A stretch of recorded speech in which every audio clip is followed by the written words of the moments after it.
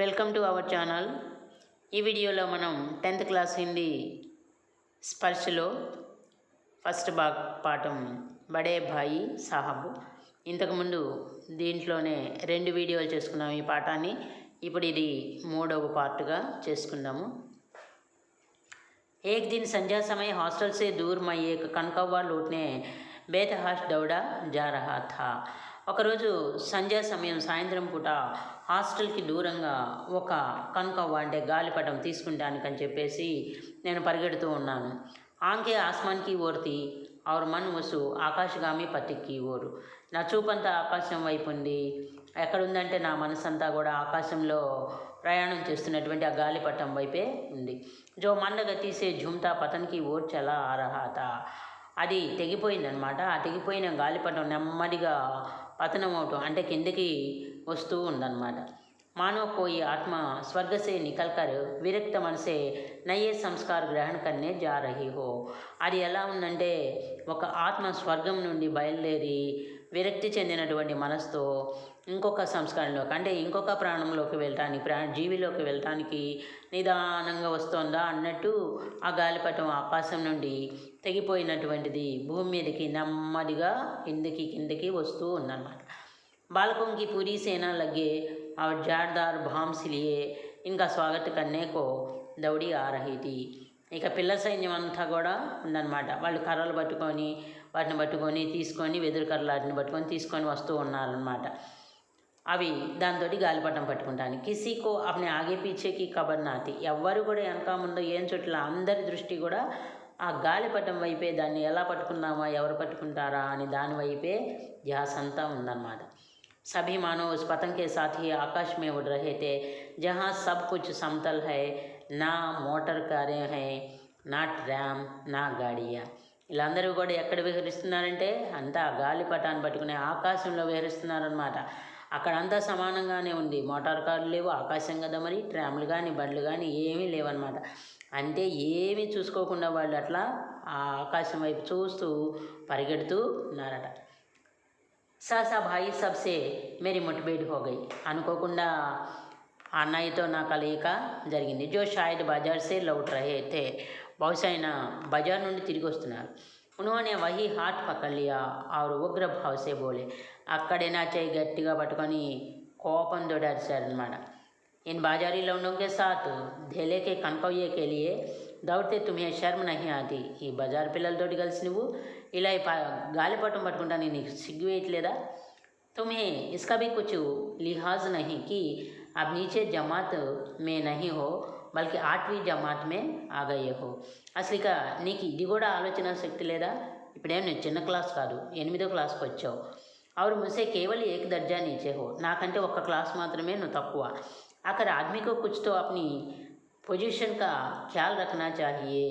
మనిషి అన్న తర్వాత మనం ఏ పొజిషన్లో ఉన్నాం, మన పరిస్థితి ఏంటి అనేది కూడా ఆలోచించుకోవాలి అన్నారు. ఏక్ జమానా థా కి లోగ్ 8వాं దర్జా పాస్ కర్కే నాయబ్ తహసీల్దార్ హో జాతే థే. ఒకానొక కాలంలో అయితే 8th క్లాస్ పాస్ అయ్యి తహసీల్దార్గా, డిప్యూటీ తహసీల్దార్గా చేసేవాళ్ళు. मैं कितनी ही मिडिलचियों को जानता हूँ जो आज अव्वल दर्जे के डिप्टी मैजिस्ट्रेट या సూపరింటెండెంట్ హై. నాకు ఎంతమంది తెలుసు, ఈ మిడిల్ క్లాస్ వాళ్ళందరూ కూడా చాలామంది ఫస్ట్ క్లాస్లో పాస్ అయ్యి డిప్యూటీ మెజిస్ట్రేట్లుగా, సూపరింటెండెంట్లుగా అయ్యారు. కితనే హీ 8वीं జమాత్ వాలే హమారే లీడర్ और సమాచార పత్రం కే సంపాదక హై. ఎంతమంది 8th క్లాస్ చదివిన వాళ్ళు మనకి నాయకులుగాను, వార్తాపత్రికలకి సంపాదకులుగా ఉన్నారు. బడే బడే విద్వాన్ మనకి మాతిహతి మే కామ్ కర్తే హై और तुम उसी 8वें दर्जे में आकर బాజారీ లౌండోं के साथ కనకయ్య के लिए दौड़ रहे हो. ఎంతమంది వాళ్ళ పొజిషన్లో ఉండి 8th క్లాస్ చదివి ఎంత గొప్ప పొజిషన్లో ఉన్నారు, ఎంత గొప్ప పండితులయ్యారు. కానీ నువ్వు 8th క్లాస్ చదువుతూ ఇలాంటి ఈ పిల్లలతోటి ఇలా రోడ్ల మీద పడి ఈ గాలిపటం వెనకాల పరిగెడుతున్నాను. ముజే తుమ్హారీ సమ్ అఖలీ పర్ దుఃఖ హోతా హై. నీ తెలివి తక్కువతనానికి నేను చాలా బాధపడుతున్నాను అన్నాడు అన్నయ్య. తుమ్ జహీన్ హో ఇస్మే షక్ నహీ లేకిన్ వహ జహేన్ కిస్ కామ్ కా జో హమారే ఆత్మగౌరవ్కి హత్య కర్ డాలే. నువ్వు చాలా తెలివిగలవాడివి, బుద్ధిమంతుడివి, నాకు తెలుసు. కానీ ఆ బుద్ధిమంతుడి ఆ తెలివితేటలన్నీ కూడా నువ్వు నాశనం చేసేస్తున్నావు అని. तुम अपने दिल में समझते होंगे कि मैं भाई साहब से महज एक दर्जा नीचे हूँ और अब उन्हें मुझको कुछ कहने का हक नहीं है. నువ్వు అనుకుంటూ ఉంటావు, ఎందుకంటే ఇప్పుడు అన్నయ్య కంటే నేను ఒక్క క్లాసే కదా తక్కువ, అందుకని అన్నయ్యకి నన్ను కొట్టే అధికారం తిట్టే అధికారం లేదు అనుకున్నావు. లేకిన్ యా తుమ్హారీ గల్తీ హై. కానీ నువ్వు అలా ఆలోచించడం అనేది చాలా తప్పు. మై తుమ్సే 5 సార్లు బడా హూ, కానీ నేను నీకంటే మాత్రం వయసులో 5 సంవత్సరాలు పెద్దవాడిని. और चाहे आज तुम मेरी ही जमात में आ जाओ और परीक्षकों का यही हाल है, तो निस्संदेह अगले साल तुम मेरे समकक्ष हो जाओगे और शायद 1 साल बाद मुझसे आगे भी निकल जाओ. लेकिन मुझमें और तुम में जो 5 साल का अंतर है उससे तुम क्या खुदा भी नहीं मिटा सकता. నువ్వు అనుకున్న ఒక క్లాసే అని, నా టైం బాగుండకపోతే నీ అదృష్టవశాత్తు రేపు పాస్ అయ్యావనుకో, అప్పుడు నువ్వు నాతో సమానమైన క్లాస్కి వస్తావు. లేదు ఆ తర్వాత సంవత్సరం నేను కిందే ఉంటాను, నువ్వు ఇంకో క్లాస్ పైకి వెళ్ళొచ్చు. కానీ నేను మాత్రం నువ్వు ఎన్ని క్లాసులు పైకి వెళ్ళినా వయసులో నీకంటే 5 సంవత్సరాలు పెద్దవాడినే. దీన్ని మాత్రం ఈ తేడాన్ని మాత్రం ఆ భగవంతుడు కూడా తీసేయలేడు అన్నాడు. మై తుమ్సే 5 సాల్ బడా హూ ఔర్ హమేషా రహూంగా. నేను నీకంటే 5 సంవత్సరాలు పెద్దవాడిని, నేను ఎప్పుడు జీవితాంతం కూడా నీకు 5 సంవత్సరాలు పెద్దవాడిని నీకంటే. ముझे दुनिया का और ज़िंदगी का जो तजुर्बा है तुम उनकी बराबरी नहीं कर सकते. నాకు ఈ జీవితము ప్రపంచం గురించి నాకు చాలా అనుభవం ఉంది. దాంతో మాత్రం నువ్వు సమానం కాలేవు. చాహే తుమ్ ఎంఏ और డీఫిల్ और డీలిట్ హుయి క్యో నా హో. నువ్వు ఎంఏ చదివినా, డీఫిల్ చదివినా, డీలిట్ చదివినా కూడా నువ్వు నాతో సమానం కాలేవు. సమझ కితాబేం పढ़ने से नहीं आती, దునియా देखने से आते हैं. నీకు తెలుసా, పుస్తకాలు చదివినంత మాత్రాన జ్ఞానం రాదు, అది ప్రపంచాన్ని చూస్తే వస్తుంది. హమారీ అమ్మానే కోయి దర్జా నహీ పాస్ కియా. మన అమ్ముండి మన ఏ క్లాసు కూడా చదవలేదు, ఆవిడకి చదువు రాదు. और दादा भी शायद 5वीं छठी जमात के आगे नहीं गए. మన తాత ఉన్నాడు, ఆయన కూడా 5-6 క్లాసుల కంటే ఎక్కువ చదవాల. లేకిన్ హమ్ దోనో చాహే సారీ దునియాకి విద్యా పడలే. కానీ మన ఇద్దరం మాత్రం ప్రపంచంలో విద్య అంతా కూడా చదివేశాం. అమ్మ और दादा को हमें समझाने और सुधारने का अधिकार हमेशा रहेगा. మరి వాళ్ళు మనకంటే తక్కువ చదువుకున్నా, అస్సలు చదువుకోకపోయినా అమ్మకు కానీ తాతయ్యకి కానీ మనల్ని బాగు చేసేటటువంటి తిట్టే అధికారం, కొట్టే అధికారం వాళ్ళకి ఎప్పటికీ కూడా ఉంటుంది. కేవలం ఇస్లియే నహీ కి వే హమారే జన్మదాతా హై. ఎందుకంటే వాళ్ళు మనకి జన్మనిచ్చారు. బల్కి ఇస్లియే కి నహీ ఉన్హే దునియా కా హమ్సే జ్యాదా తజుర్బా హై ఔర్ రహేగా. కానీ ఎందుకు వాళ్ళు మనకు జన్మనిచ్చారని కాదు, వాళ్ళు మనకంటే ఎక్కువ చదువుకున్నారని కాదు. अमेरिका में किस तरह की राज व्यवस्था है और 8वें हेनरी ने कितने ब्याह किए और आकाश में कितने नक्षत्र हैं, ये बातें चाहे उन्हें ना मालूम हो, लेकिन हजारों ऐसी बातें जिनका ज्ञान उन्हें हमसे और तुमसे ज़्यादा है. వాళ్ళు చదువుకోకపోయినా వయసుకు పెద్దవాళ్ళు ఇవేం చదువుకోవాలా ఏంటి, అమెరికాలో ఉన్నటువంటి రాజ వ్యవస్థను కానీ, లేకపోతే 8వ హెన్రీ ఎన్ని పెళ్ళిళ్ళు చేసుకున్నారని కానీ, ఆకాశంలో ఎన్ని నక్షత్రాలు ఉన్నాయని కానీ, ఇక ఇలాంటివి వేలాది విషయాలు వాళ్ళకేమీ తెలియదు అన్నమాట.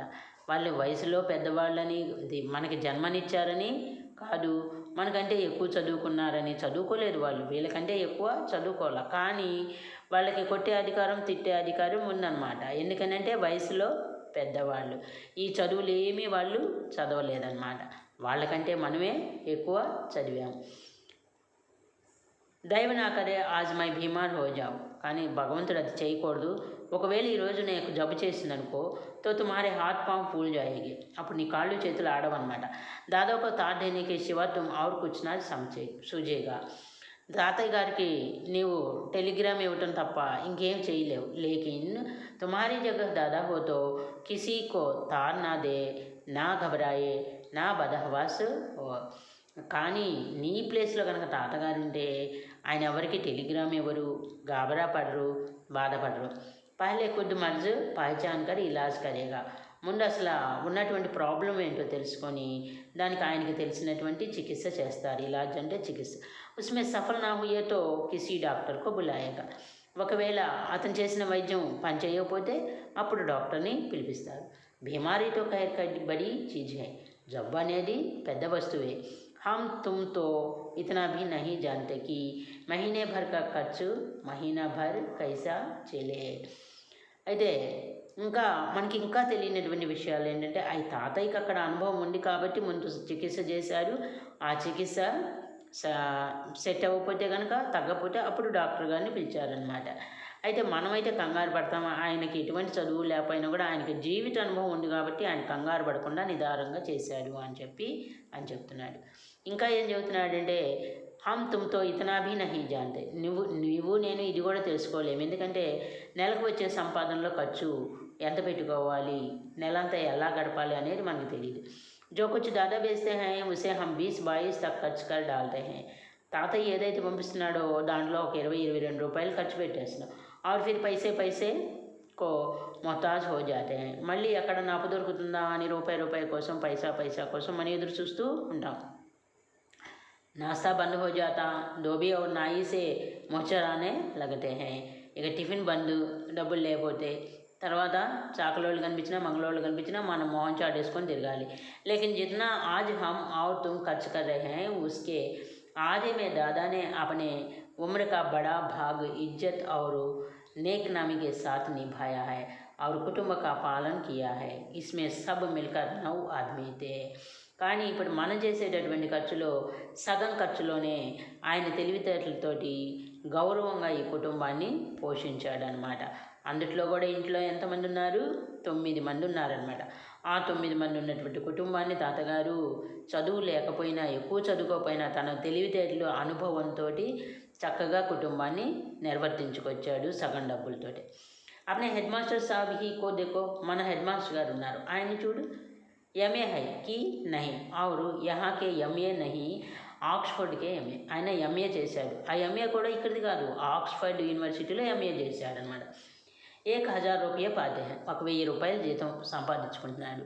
లేకిన్ ఉన్కే ఘర్ కా ఇంతజాం కౌన్ కర్తా హై. కానీ ఆ ఇంట్లో ఏర్పాట్లన్నీ ఎవరు చేస్తారు అంటే ఉనికి బూడీమా, ముసలి తల్లి, వాళ్ళ అమ్మ చేస్తుంది.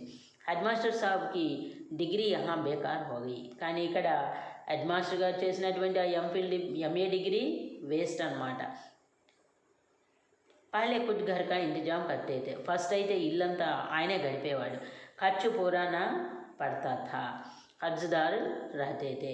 ఆ వచ్చే సంపాదనకి ఇంట్లో ఖర్చులకి సరిపోయేది కాదనమాట. బ్యాలెన్స్ ఖర్చులకి ఆదాయానికి ఇంకా పైగా అప్పులు వాళ్ళు మిగిలాయి అనమాట. जब से उनकी माता जी ने प्रबंध अपने हाथों में ले लिया है जैसे घर में లక్ష్మి ఆ గई है.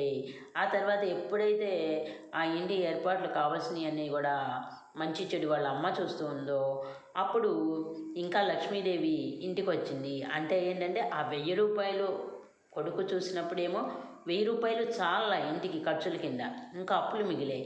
కానీ ఈవిడ చేతిలోకి వచ్చిన తర్వాత ఆ 1000 రూపాయల్లో ఖర్చులు పోగా అప్పులు లేకపోగా ఇంకా కాస్త డబ్బులు మిగిల్చుకునేదట. तो भाईजान यह गरूर दिल से निकाल डालो कि तुम मेरे समीप आ गए हो और अब स्वतंत्र हो. కాబట్టి నీలో ఉన్నటువంటి ఈ అపవాదం అనేది అహంకారం అనేటటువంటి దాన్ని పోగొట్టుకో. ఎందుకంటే అన్నయ్య దగ్గరలోకి వచ్చేసాను, నేను ఇప్పుడు స్వతంత్రుడిని అనేటటువంటి అభిప్రాయం ఏదైతే ఉందో అది పోగొట్టుకో. మేరే దేఖతే తుమ్ బేరాహ్ నా చల్నే పావుగా. నేను చూస్తూ ఉండగా నువ్వు తప్పుడు దారి పడితే చెడుదారులు నేను తట్టుకోలేను. అగర్ తుమ్ యోమ్ నా మానోగే తో మై థప్పడ్ దికాకర్ ఇస్కా ప్రయోగ్ భీ కర్ సక్తా. నువ్వు ఇలా నేను మంచిగా చెప్తే వినలేదనుకో చంప పగిలిపోద్దని చేత్తో చూపించాడనమాట. మై జాంతా హూ తుమ్హే మేరీ బాతేన్ జహర్ లగ్ రహీ హై. నాకు తెలుసు నా మాటలు నీకు విషంలాగా చేదుగా అనిపిస్తాయని నాకు తెలుసు. मैं उनकी इस नई युक्ति से नतमस्तक हो गया. ఈ కొత్త తెలివితేటలకి నేను తల వంచానన్నమాట. मुझे आज सचमुच अपनी लघुता का अनुभव हुआ और भाई साहब के प्रति मेरे मन में श्रद्धा उत्पन्न हुई. నిజంగా ఈ అనుభవాల్ని నేను విన్న తర్వాత నాకు నిజంగా జ్ఞానం లేదు అని అనుకున్నాను. అన్నయ్య ఏడలు నాకు భక్తి శ్రద్ధలు ఏర్పడ్డాయి. मैंने सजल आंखों से कहा హర్గిజ్ నహి. అప్పుడు నేను కళ్ళమ్మని నీళ్లు పెట్టుకొని నేను ఎప్పుడూ తిరస్కరించను అని చెప్పాను. आप जो कुछ फरमा रहे हैं वह बिल्कुल सच है और आपको उसके कहने का अधिकार है. మీరు ఏదైతే చెబుతున్నారో అది నిజంగా కరెక్ట్, 100% కరెక్టే.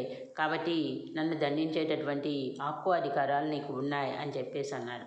भाई साहब ने मुझे गले से लगा लिया और बोले मैं कनकయ్య उड़ाने को मना नहीं करता. అప్పుడు అన్నయ్య నన్ను కౌగిలించుకొని చెప్పారనమాట, గాలిపటాలు ఎగరేయటాన్ని నేను తిరస్కరించటం లేదు. మేరా బీ లల్చాతా హై, నా మనసు కూడా అప్పుడప్పుడు ఆశపడుతూ ఉంటుంది ఆడుకోవాలని. లేకిన్ కరు క్యా, కానీ ఏం చేయను. కుడ్ బేరా చెలు తో తుమ్హారీ రక్ష కైసే కరు, నేనే తప్పుడు దారిలో నడిస్తే నిన్నెలా రక్షించేది. యా కర్తవ్య భీతో మేరే సిర్ పర్ హై, నిన్ను సన్మార్గంలో పెట్టేటటువంటి బాధ్యత కూడా నా నెత్తినే ఉంది. అందుకనే నేను వాటి జోలికి వెళ్ళటంలా. సంయోగ్ సే ఉసి వక్తు ఏ కటా హువా కనకవ్వ హమారే ఊపర్ సే గుజారా. అదృష్టవశాత్తు అదే టైంలో తెగిపోయినటువంటి ఒక గాలిపటం మా మీదుగా వెళ్తూ ఉంది. ఉస్కి ఢోరీ లటక్ రహీ థీ, దాని తాడు వేలాడుతూ ఉంది. లడకోం కా ఏక్ ఘోలా పీచే పీచే దౌడా చలా ఆతా థా, పిల్లల గుంపు ఒకటి వెనకాల పరిగెత్తుకుంటూ వస్తున్నాయి. బాయి సాబ్ లంబే హై హై, అన్నయ్య చాలా హైట్గా ఉండేవాడు. ఉచల్ కర్ ఉస్కి డేర్ పకడ్లి ఆరు బేతహాష్ హాస్టల్కి ఓర్ దౌడే, గంతు వేసి ఒక్కసారి ఎగిరి ఆ తాడు పట్టుకొని ఆ గాలిపటం తీసుకొని హాస్టల్లోకి వెళ్ళిపోయాడు అనమాట. మై పీచే పీచే దౌడ రహాత, నేనేమో వెనక వెళ్ళాను అని చెప్పేసి చెప్తున్నారనమాట. ఇది బడే భాయి సాబ్ తన తమ్ముడి అట్లా ఉన్నటువంటి కర్తవ్యాన్ని అది చక్కగా ఉపయోగించి తమ్ముడిని సరైనటువంటి మార్గంలో పెట్టాడు. ఇక్కడ పుస్తక జ్ఞానానికంటే కూడా అనుభవ జ్ఞానం గొప్పది అని చెప్పేసి చెప్పారనమాట. Thank you all of you.